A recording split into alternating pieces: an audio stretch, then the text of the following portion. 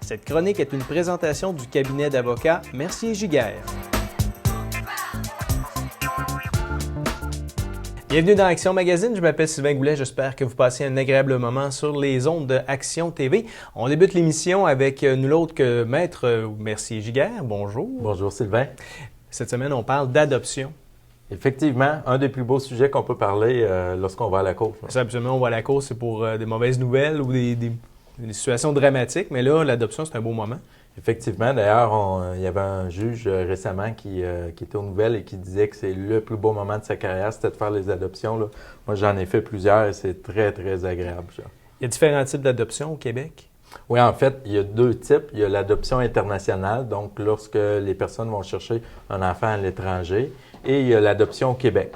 L'adoption au Québec, moi, je la sépare en deux. Donc, il y a l'adoption d'un enfant que j'appelle, moi, étranger, c'est-à-dire vous voulez adopter un enfant, vous ne connaissez pas l'enfant à la base. À ce moment-là, vous passez par la protection de la jeunesse, en fait, le centre jeunesse de votre région. Il y a tout un processus administratif pour pouvoir adopter un enfant. C'est le cas, par exemple, des enfants qui sont placés à la DPJ, bien, ils peuvent être accueillis par ces familles-là. Ça, on va en parler moins aujourd'hui. Et il y a le cas qu'on parle aujourd'hui qui est d'adopter un enfant connu. Donc, souvent, c'est des nouveaux couples et l'enfant n'avait pas de père déclaré d'un des conjoints et l'autre conjoint décide de l'adopter. OK.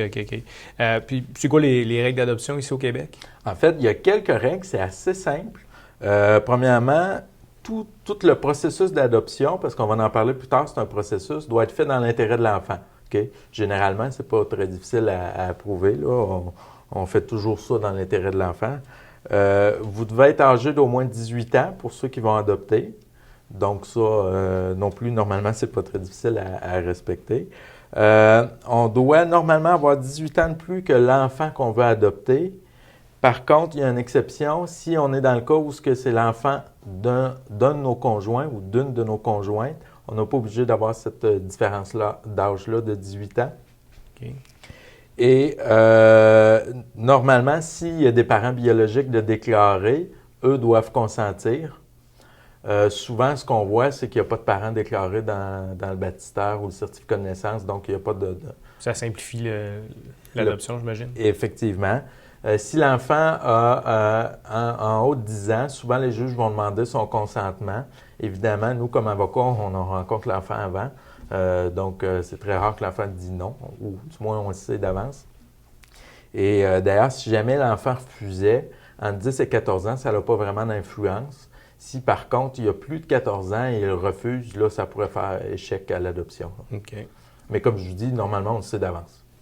Quand on adopte l'enfant de notre conjointe, est-ce qu'il y a un minimum d'âge au niveau de l'enfant? Est-ce qu'il doit y avoir un minimum au niveau de l'âge? Non, il n'y a pas de minimum d'âge. La seule autre condition qu'on peut demander, c'est si vous êtes avec votre conjoint ou votre conjointe et vous n'êtes pas unis civilement ou mariés, ça doit faire au moins 3 ans que vous habitiez ensemble. Ça. C'est la seule condition qu'on va demander. Ça.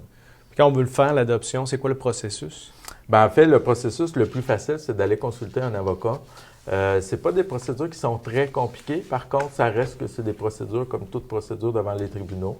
Donc, on rencontre le client, ça se fait très jovialement et rapidement. On récolte les informations et on va à la cour en 2 temps. Donc, la première fois qu'on va à la cour, c'est pour une ordonnance de placement. L'objectif en arrière de ça, c'est de placer l'enfant dans la famille et de donner un certain délai pour voir après ça si l'enfant s'est bien adapté à la situation. C'est vraiment normalement une formalité. Dans cette période-là qui normalement est 6 mois, mais on peut la réduire à 3 mois. Donc, dans ce délai-là, les parents biologiques, s'ils étaient là, pourraient changer d'avis. Comme je vous dis, c'est très, très rare qu'on voit ça. Là. Moi, je ne l'ai jamais vu. Souvent, c'est vraiment juste une étape usuelle, quasi administrative. Et après ce délai-là, soit 3 mois ou 6 mois, on retourne à la cour. Et là, il y a ce qu'on appelle la demande en adoption et le jugement en adoption. Et là, ça devient officiel. Vous devenez le père ou la mère de l'enfant avec tout ce qui découle avec. Okay. Donc, paiement de la pension alimentaire, ces choses-là.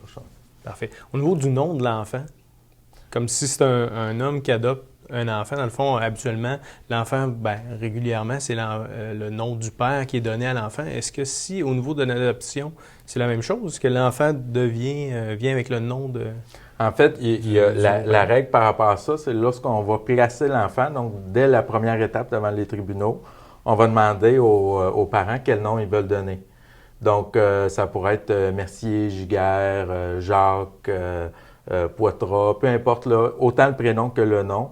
On va demander, on va s'assurer qu'il est bien écrit, évidemment. Et ça va être à partir de ce moment-là le nom que l'enfant va porter. Ça. Parfait. Dans ce cas-ci, ce serait quoi l'avantage de consulter un avocat?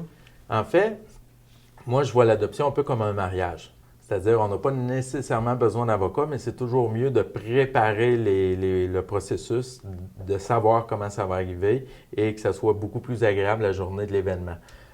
Comme je vous dis, c'est des dossiers simples. On rencontre les clients, on leur demande d'emmener les informations qu'on a besoin. Et souvent, c'est des dossiers qu'on fait à forfait, donc les clients savent à quoi s'attendre. Les coûts sont très faibles, on parle d'en bas de 1 000 $ souvent.